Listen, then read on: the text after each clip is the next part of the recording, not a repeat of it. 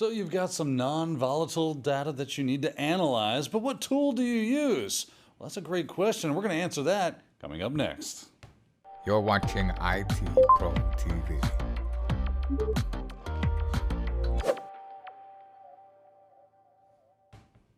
Welcome back to the ECIH series here at IT Pro TV, and we kind of gave you a little teaser of you've got this non-volatile data. You're doing a digital forensics investigation. What's a great tool that could help you analyze that information? Adam's joining us today to help us walk through a tool that is a mainstay in the digital forensics world, which is called Autopsy. Is it a part of the forensics toolkit? Is that who creates that, or is that a different organization? You're talking about the FTK? Yeah, the FTK. The FTK imager and all that stuff. Yeah. FTK is separate from I Autopsy. typically see them together, so I You wasn't do, sure. yeah. In Linux, you do. In Windows, they're actually different downloadable tools that you can use. We actually talked about FTK briefly. We mentioned in the prior episode around OS forensics, I used or showed you that FTK imager was running as a process. So it's one of those tools we can use for drive imaging, things like that. But Autopsy is a standalone tool separate from it. Awesome. Yeah. So how does this thing work? Where do we begin with it? Obviously, you've got it installed and downloaded. We're going to get to take an actual look at this thing, right? We are, absolutely. Like we did, and if you haven't seen the prior episode on OS forensics, hands-on with another tool that is very similar, does a lot of similar things. These tools, as a tool set, a group of tools, operate basically the same way.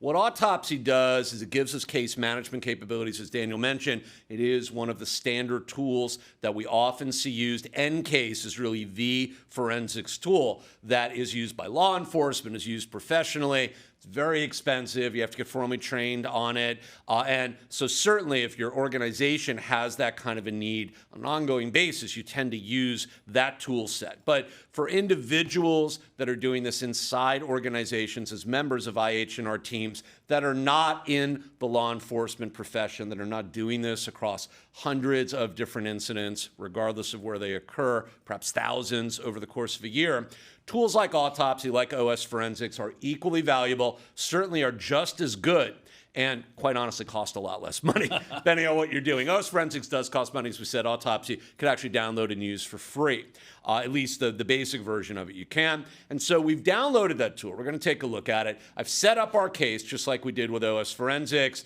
That part is really straightforward. No need to go into that. You download the latest version, you install it, 3 or 4 clicks, and you're done. I'm running it on Windows, just so you know. We can run it very easily from the command line interface, or rather from the GUI interface. Join me here if you will, and you'll see we've got the tool open already. I've got my case created. It's ECIH2, so we differentiate it from our other case in OS Forensics.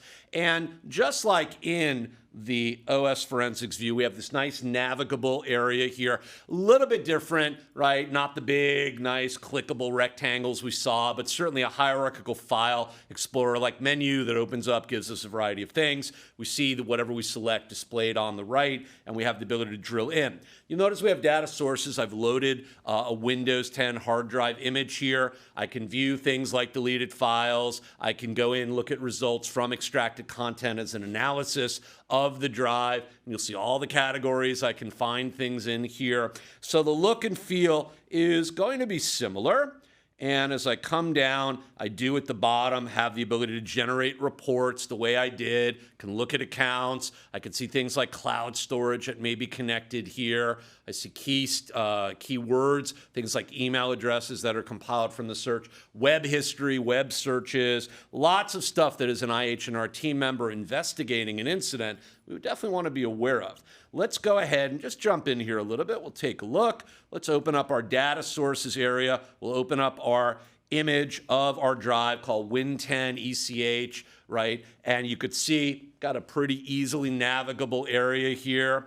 We look at a variety of different folders, including some ones that are inserted as part of the analysis that would typically not be available. Orphan files, unallocated, like looking at space that's unallocated in or on the hard drive that is imaged, and perhaps things that are in that unallocated space. One of the key areas we'd want to look at, non-volatile data, because this is part of the image, but this is often where bad people get up to no good by hiding things, right? So we want to know that. Not saying that everything we see here is necessarily indicative of bad behavior, but unallocated space on the hard drive or the storage mechanism that is not formally acquired, formatted, and ready for use is unallocated space. It may be part of the image, it may be formatted, but we're not currently using it and writing to it, right? But we could still store stuff there if we know how to manipulate the file structure or the allocation table. We could have white space, slack space, a lot of different areas where we could secret things away. Yeah, Adam, I'm just thinking, I'm seeing the interface here. It looks great. It's very professional looking. And I'm thinking back to OS Forensics and how you're telling us we get a lot of similar functionality. Is this something that where we're seeing that people tend to choose one over the other, or is it a lot of in conjunction with? How do we typically see someone make the choice between these types of tools? You know, it's often a personal choice. Again, you know, as I mentioned, right, with NCASE, if you're in law enforcement doing forensic examinations at that level of that particular profession, typically because you're going to wind up in court with those investigations, you're pretty much going to be using NCASE. That's just the standard in that industry and the way that is done because that's acceptable to the court. You're going to have the tool sets and the necessary tools available. There are other tools, by the way, but NCASE is kind of that case management forensic examination tool that's a standard. But, you know, if you're inside an organization, Daniel or I as an IH&R team responder, for instance, any of you doing that, you know, Daniel, may have a preference for Autopsy. I'm thinking he likes OS Forensics better, but he may have a preference for one of the other. I'm not going to lie. It was a pretty cool nice, interface, yeah. right? Real simple and easy. So, you know, let's say Daniel says, hey, you know what? I want to use OS Forensics as long as my boss is going to pay for it, because I do need that pro version to really do everything. As long as he's going to pay for it or she's going to pay for it, why not, right? I mean, the tool does the things we need it to do. Autopsy does the same things, just a little bit of a different interface. But ultimately, it's not that we necessarily have to choose one over the other. We may use more than one tool, but it's unusual you to use multiple tools to essentially get to the same evidence, because the assumption is if the tool doesn't work the right way and you're not getting what you want, probably shouldn't be using the tool. Looking for another tool right? at that point, yeah. So typically, if the tools work in the right way, and Autopsy is definitely one of those tools that just works the right way, so does OS Forensics. Pretty much dealer choice. You just decide which one you like the best. And as a result, there may be a standard in your organization that says, hey, this is how we do our stuff. We use these tools. It's documented, et cetera. But if it's not, you know, you just make the case and you kind of go use the tool. All right, so you can see we can go in, for instance, in the unallocated space area, just to show you this, we see whatever the file snippet or the block may be. Notice we have modification, change, access, and creation time, among others. So we actually can begin to delve into what's going on with any of these particular elements. We see the information down below in hex as we look at that block of unallocated space. I could potentially see it in text. If there is anything there, I may be able to start to unravel that and find out what's going on. I can look at the file metadata if there is metadata associated with any of these unallocated blocks. This is really just unallocated space. There's nothing secreted in here, but if there was, I would begin to see evidence of that. So I can delve in looking for this. I also, and we like the fact over here, I can change the script capability to read different language sets looking for data that may have been hidden using different language sets, specifically to throw me off the trail here, or potentially to hide activity in a different language that may not be native to the investigation or the investigators. I have that capability. The tool lets me look at that. So if I see strange output that looks different, it may be because it's in a different language, and I can actually filter based on the tool. So we like Autopsy because it does have some of these really cool, kind of uber advanced capabilities, right? So we can go in, can look at something like documents and settings, for instance, maybe go in, drill down in there, look for information, let's say, on one of the files, again, looking at the actual allocation elements, looking at how they're set up. The directory itself is really not as important as the file information that may be within it, but I can begin to delve in here. You'll notice I can look at each individual, for instance, user profile on the system, right? If I go to one of the active ones, let's say the me profile, which is actually the user I'm logged in as, I begin to go in, I can see information, I can see parent, as well as, you know, kind of going up, looking at the data structure. So I can see, you know, for instance, if there's anything in there, maybe the program data, the application data, you can see I'm starting to delve in and take a look at what's going on. I'm looking at Chrome.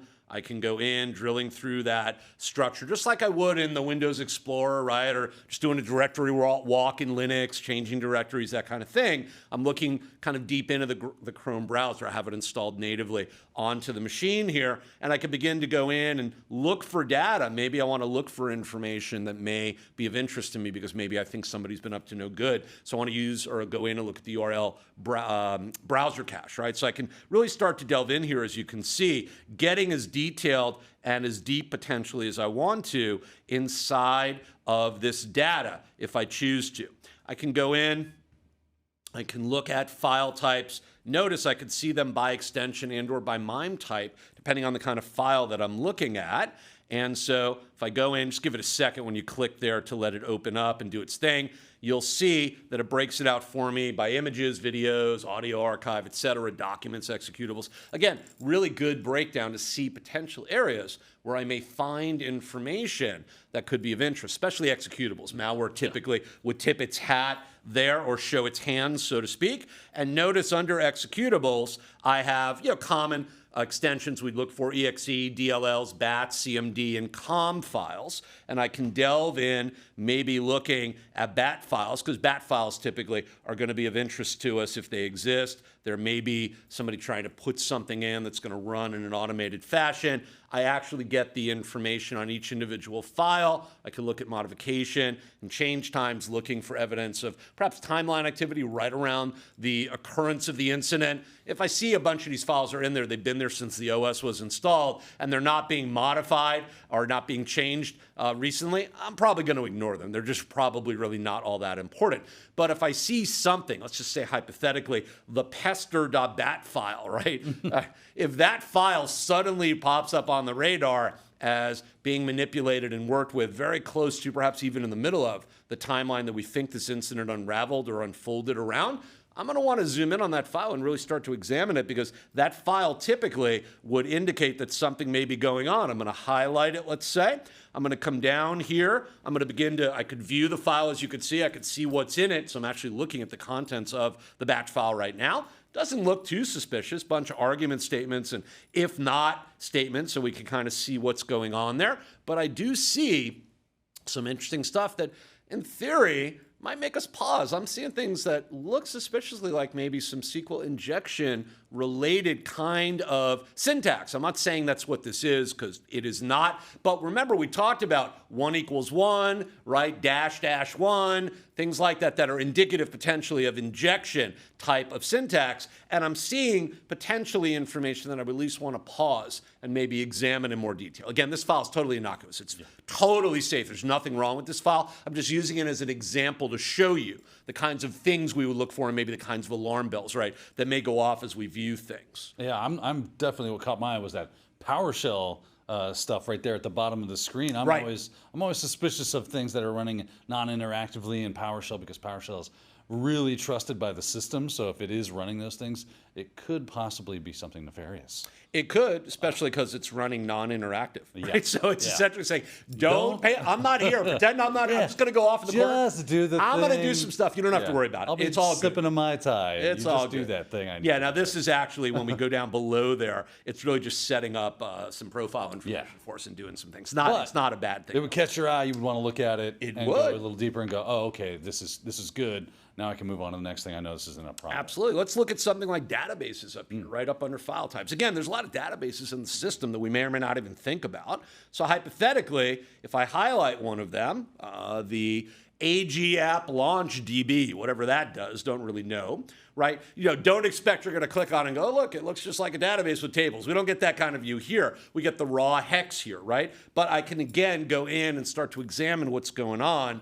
I can look at text, so I can see information that is human readable, and I see a bunch of stuff here. This is actually a listing of all the applications that are in the system that are probably being teed up to execute things like hard drive image. That's the program I use to create the hard drive image we're examining. You could see MSI exec. It's used by Microsoft to install all sorts of programs. You could see there's Google Update. That's the update service that's running for Google. So I could see a list of programs. I'm going, that's interesting. this is probably really valuable information, because if I see something unusual in there, again, let's say TTHT, I have no idea what that is, but that looks odd. I should probably research that, because maybe that is something that doesn't belong, or maybe it's totally safe. It's funny. That's a concept that I kind of teach when I'm teaching red team things, where how do I get past this? How do I get around this? Where is the vulnerability in this system? Sometimes that comes out in a scan, but sometimes it's just by using your eyes and go, oh, that's weird. That's a weird thing. I'm always on the lookout for a weird thing, because typically it's those weird things that are going to give us some sort of either one way or the other, either ingress or forensic detail that we might be looking for. Could be just the linchpin you're needing. Absolutely. And there may be file metadata. There always is. When was the file created, who was modifying it, et cetera. So it's always good to look for that on one of the tabs there as well. So this is stuff that we can see in the file types. Again, deleted files. We do have that capability, just like we do in OS Forensics. I can look at individual files by type, system files versus all files, that kind of thing. Now, unlike in OS Forensics, I like the breakout of the categorization of these views. I could see files that are related to the file system versus just any and everything that may or may not have been deleted. Got some XML files there, something having to do with Microsoft Office. That's a pretty common file we would see, but we could see a little bit of information about it. Again, quickly giving it a once-over, looking for it. The other thing I like here, Daniel made a great point about, hey, I looked at that. That's kind of unusual. That caught my eye. Maybe we should look at that more closely. Official files that are legitimately from a vendor that you would like to see on a system that typically are not suspicious, are going to have hash signatures, right? Hashes associated with them, because typically in case of something like a Microsoft file for Office, digitally signed code is how we can tell, one of the ways we can tell, that that download is legitimate, it's got integrity, it's coming from a trusted known source, and as a result, I want to look for those hashes. They're part of the metadata, and I can expose them. You'll see there's no hash lookup results right now because I haven't done a hash lookup as part of the tool set, although I can. But I can actually go scrape that hash value. I can go compare it to the known hash value that Microsoft publishes, and I can tell if that file is not only legitimate, but if it's been modified. And if it has, that's going to raise a red flag for me, right? So again, this is really good, and we like the level of detail we can get into in this tool. We also like the fact that we can right-click on one of these files, right? Look at the views, obviously see that. We could export, extract it out, look at properties. So we've got some nice information here and the ability to interact with that information. So very similar, again, to what we were seeing, really just more of a different layout and look and feel than anything else. But I do like the fact that we can go in, for instance, under web downloads, is one of the areas we get. Notice I see all the files that have been downloaded. There's my download of Autopsy, so I could set it up and we could use it. There's my download of OS Forensics, so I could grab it and use it. And I could see all that stuff, and I can go in, and you'll see if I am downloading an actual program file, you'll see I actually get the URL. It captures that and tells me where I got it from. Notice I got Autopsy off of GitHub. Notice I got OS Forensics off the Passmark website, right from their download area where it comes from. I could see the domain information. I could see the data source, right? It's actually coming from the hard drive image, right? That's where it's showing me it's coming from. But I can click on that, and when I click on that file, I get all this information in a nicely readable and consumable area. So again, it's really nice to be able to backtrack and see all that. I can look at the web history. I get all the DAT files where I see all the browsing I've done. I've looked at various websites, whatever. I see the path for all of them, and I can go in and I can not only examine that data, I can create a file for the hash set. I can look at properties. I can see this in a timeline, see where this activity occurred in relation to other things using this tool, which gets me really narrowed down and zeroed in on what I want to be able to see around this activity. I could open this in an external viewer, so I can open that DAT file up, let's say, right, using a tool that may allow me to view that. Let's just say hypothetically, i.e., may be able to open that, right? Whatever tool I would use. I'm just using it as an example. Obviously, you'd use a tool that really understands the file format. And I can open that file if I want to use it outside. Now, remember, I'm doing this on a separate machine with a forensically sound image. I'm not doing this on the original machine. It's being done in my forensic laboratory, right? And as a result, I'm on like a dedicated workstation we use for examining things. I can use that tool to open that file without worrying about modifying the integrity of the image. So we're fine with that. We would typically have other tools that are loaded to deal with certain file types, and that's what we would want to do. But it's nice that Autopsy will hand off the file, right, and give us that capability to walk outside of our initial examination if we need to. So we like that. We also like, oh, I did want to show you the cloud storage down below. That was what I wanted to show you there. And although I don't have much, you could see I do seem to see one interesting file. We don't know what that is, but we can certainly go find it. And it's OneDrive, right, which is running natively in Windows 10. It's showing me that that's there to do my cloud sync, so that's good. But what if I saw something really weird like Daniel wants my content .exe or something? Wow, that's probably not going to belong there. We'd want to examine that, right? So again, really important. Things like email messages. I don't have any emails currently in the system, but if I did, I would see them. And I can also do keyword searches and search through the strings looking for information, which is very valuable. So for instance, I can go in and I can search, as you can see here, for email addresses. And you'll see I've got all sorts of different stuff in here, right, that may actually be important that I can pull up and I can use. So we could find, any one of these, whatever it is, and we can highlight and maybe look for certain information about it. And again, I can go in and I can view this information, maybe follow up outside to see whether it's a legitimate email. Again, maybe this is a way we exfiltrated data. Maybe one of these emails was used to send data out of the system, and we want to be aware of that. A lot of these are coming from programs that just have email addresses, right, buried in them. But again, right, big red flag, maybe the author of a suspicious program, but one I'm not really sure is malware, right? Maybe it's a Trojan of some kind, has probably buried email information or contact information somewhere because that system is calling home. And so we may find evidence of that by looking through email strings, trying to vet those emails. Hey, why would we see this email? What's it used for? That's odd, right? It goes off into space, and that's usually indicative of the kind of issues we may face here. So lots of stuff that we can do looking at an image with all this non-volatile data. Awesome. Well, this was a really nice guided tour kind of around Autopsy, some of its functionality, how we can work with it, and what it can do for us when we are analyzing that non-volatile data. So if you've never seen Autopsy before, hopefully this has whet your appetite for it. It's easy to go download and play around with so you can get some of that hands-on experience, which we always recommend. Being said, we're out of time for this episode, but there is still more to come in the ECIH series, so don't give up on us yet and join us in those next episodes. Until then, have a great day. See you soon, everybody. Thank you for watching IT Pro TV.